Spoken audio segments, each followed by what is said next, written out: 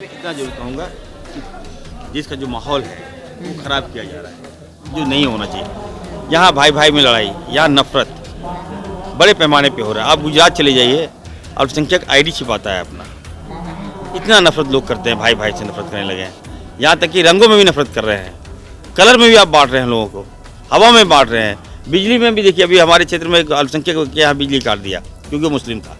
मतलब बिजली में, हवा में भी प्लेन में जा रहे हैं तो नाम होगा तो आपको डर लगेगा कि अपना नाम बताएंगे नहीं बताएं। तो ये माहौल नहीं होना चाहिए। देश की खूबसूरती आपसी भाईचारगी में है। नफरत पैदा मत कीजिए, तुल मत दीजिए। ये आरएसएस, ये बजरंग दल, ये लोग तो एकदम तमाशा बना कर रख दिया है। तो सब आपको भी लगता है कि सुरक्षित नहीं है? बिल्कुल हम लोग सुरक्षित हैं। झारखंड में तो आप देखिए, झारखंड में तो हमारी तादाद है ना। यहाँ कौन आँख निकालेंगे कोई उल्टा पुल्टा करेगा तो किसी को जाने नहीं देंगे हम लोग बाहर। क्या जहाँ सरकार रहे वहाँ सुरक्षित है? सरकार नहीं भाई, जहाँ आबादी है, यहाँ आदिवासियों की आबादी है, यहाँ अल्पसंख्यक की आबादी है, यहाँ भाजपा का वो तिगड़मबाजी नहीं चलने देते हैं हम लोग। बिहार में चल रहा है, इसीलिए वो असुरक्षित महसूस कर रहे हैं। बयानबाजी सांप्रदायिकता भड़काने और भड़कने वाली बात हो सकती है। नहीं देखिए, अब्दुल बारी सिद्दीकी बड़े नेता हैं और मैं उनका बहुत रिस्पेक्ट करता हूँ। और मुझे समझ से परे है उन्होंने ऐसा बयान किस पर्पस में दिया है। लेकिन मैं उनसे ज़रूर कहूँगा कि जीना यहाँ, मरना यहाँ। हिंदुस्तान की खूबसूरती, अब मैं तो विदेश से पढ़ के आया हूँ, इसका जोड़ नहीं है।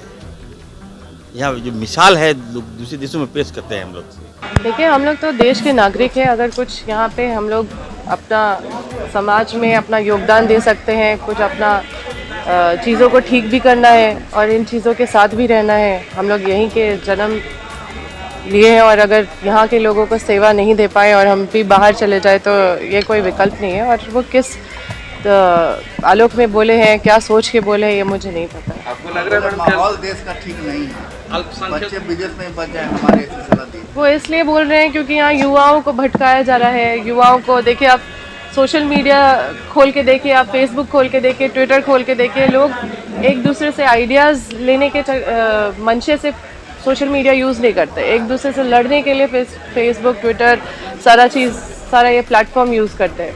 लोग एक दूसरे से जुड़ने का मंशा या नहीं रखते। लोग एक दूसरे के मदद का भावना बहुत कम हो गया है। नफ़रत का एक माहौल, बहुत ज़्यादा भेदभाव, बहुत ज़्यादा जातीयता, बहुत ज़्यादा धर्म का मतलब भेदभाव।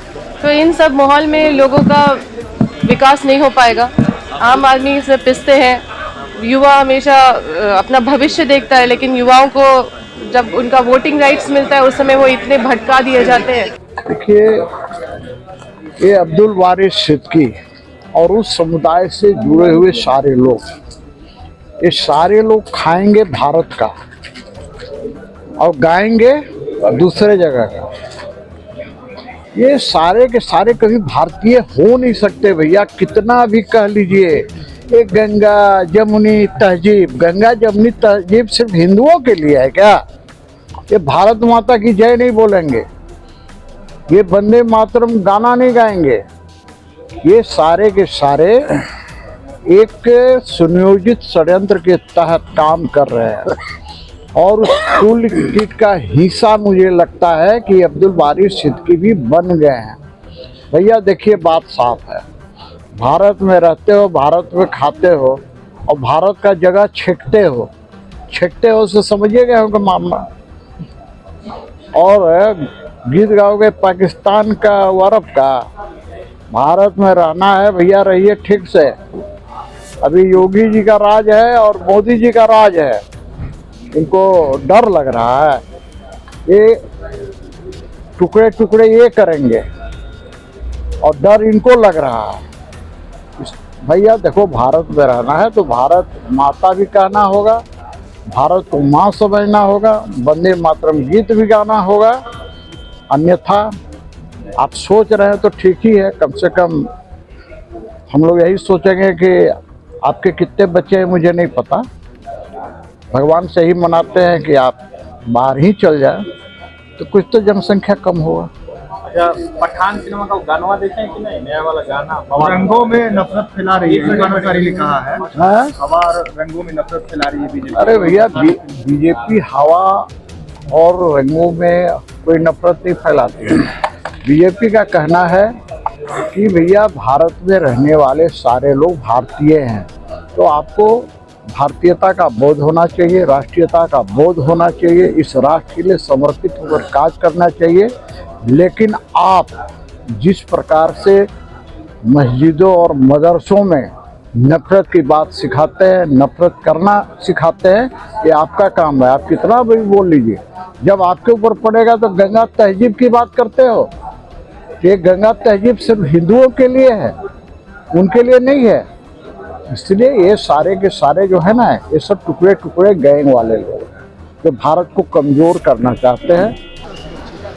देखिए, इरफान अंसारी के बातों का क्या सिर पैर है मुझे समझ में नहीं आता है। अगर उसकी सरकार में अल्पसंख्यक असुरक्षित है तो किसकी सरकार में अल्पसंख्यक सुरक्षित रहेंगे, ये भी सोचने का विषय है। अभी मैं उदाहरण के तौर पर गोड्डा का दे देता हूँ। वहाँ के सांसद बीजेपी के, विधायक बीजेपी के, और सबसे ज़्यादा अमन चैन शांति कहीं है तो वो गोड्डा विधानसभा में है, लोकसभा के अंदर। तो मुझे लगता है कि एक फ्रेम ऑफ माइंड है जिससे विपक्ष को उठना पड़ेगा। वो किस संदर्भ में बोल रहे हैं, असुरक्षित है या सुरक्षित है, वो जाने।